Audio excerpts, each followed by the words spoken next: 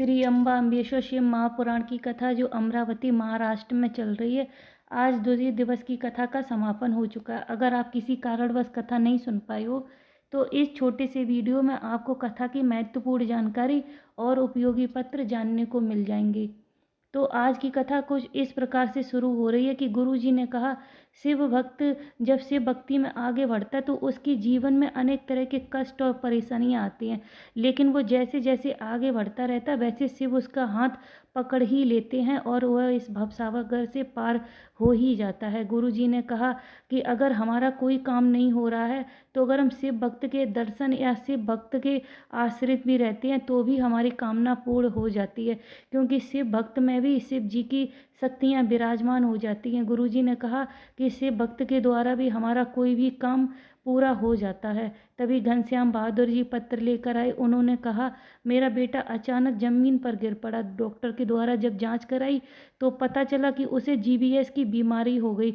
वह ऐसी बीमारी है जो दुनिया में बहुत कम, लाखों लोगों में बहुत कम लोगों को होती है। तो ना वो बोल पाता था, ना सुन पाता था, न देख पाता था। डॉक्टर ने उसे वेंटिलेटर पर डाल दिया। डॉक्टर ने तो उसे मृत में ही घोषित कर दिया था। फिर किसी ने कहा कि बाबा की बेलपत्र को उसके पास रखो, तो बाबा की एक बेलपत्र उसके पास रखी तो 3 दिनों बाद उसको होश आया। फिर मेरी छोटी बेटियां जल मंदिर जाती थी, जल लेके आती थी, उसको जल पिलाती थी। बाबा की करुणा का क्या वर्णन करूं कि डॉक्टर भी हैरान हो गए कि आखिर में हुआ क्या ऐसा जो ना देख पाता था, ना सुन पाता था, ना बोल पाता था। बाबा की करुणा से धीरे धीरे सब करने लगा। वो कथा पंडाल में बाबा का धन्यवाद करने के लिए आई थी। बाबा की कृपा से वो ठीक होने लगा। तभी गुरुजी ने कहा, फिक्र और फकीर में क्या अंतर है? तो गुरुजी ने कहा कि फिक्र धीरे धीरे हमको खा जाती है और फकीर को जो मिलता है वो खा लेता है। इसलिए हमको फिक्र नहीं करनी चाहिए, मस्त जीवन जीना चाहिए। गुरुजी ने कहा, नहीं तो चिंता करके हमारा पूरा शरीर नष्ट हो जाता है, स्वास्थ्य खराब हो जाता है और हमारा जीवन व्यर्थ में चला जाता है। इसलिए हमको शिव भक्ति पे ज़्यादा ध्यान देना चाहिए। उसके बाद सुनंदा जी पत्र लेकर आई। उन्होंने कहा कि मैं बाबा की करुणा का क्या वर्णन करूं। मेरे घुटनों में तकलीफ थी, डॉक्टर ने ऑपरेशन बोला था, लेकिन बाबा की बेलपत्र से ही मेरे घुटनों का दर्द ठीक हो गया, ऑपरेशन नहीं हुआ। और दूसरी करुणा मैं बाबा की बताना चाहती हूँ कि मेरे बेटे की शादी को काफ़ी साल हो गए थे, उसके कोई भी बच्चा नहीं था। फिर हमने अपनी बहू से कहा कि अगर बाबा ने मेरे घुटनों का दर्द किया है तो तुमको भी बाबा संतान अवश्य देगा, तो तुम पशुपतिनाथ का व्रत करो। फिर मेरी बहू ने पशुपतिनाथ के व्रत चालू किए और मेरे भरोसे से वह शिव जी को जल चढ़ाने लगी। बाबा की ऐसी करुणा हुई कि 1.5 महीने में ही मेरी बहू माँ बनने वाली हुई। मैं बाबा का धन्यवाद करने के लिए कथा पंडाल में आई हूँ। तभी एक पत्र आया। उन्होंने कहा, गुरुजी आप कहते हैं कि किसी को कुछ कुछ भी खिलाओ तो 3 महीने बाबा सुनते हैं।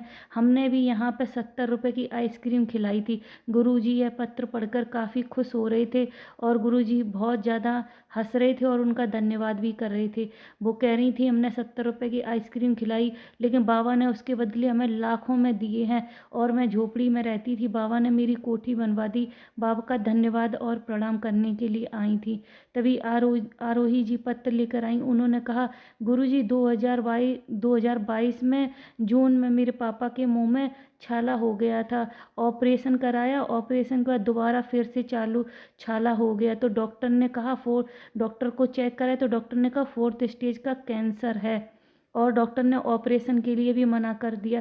डॉक्टर ने कहा इनके पास 4 से 5 महीने ही शेष हैं, तो उसी में आप इनको घर ले जाओ और खिलाओ पिलाओ। तभी हम लोग सीहोर गए। सीहोर जाके वहाँ से रुद्राक्ष लेके आए और रुद्राक्ष का जल उनको पिलाने लगे, लेकिन उससे कुछ भी नहीं हुआ, वो ठीक नहीं हुए।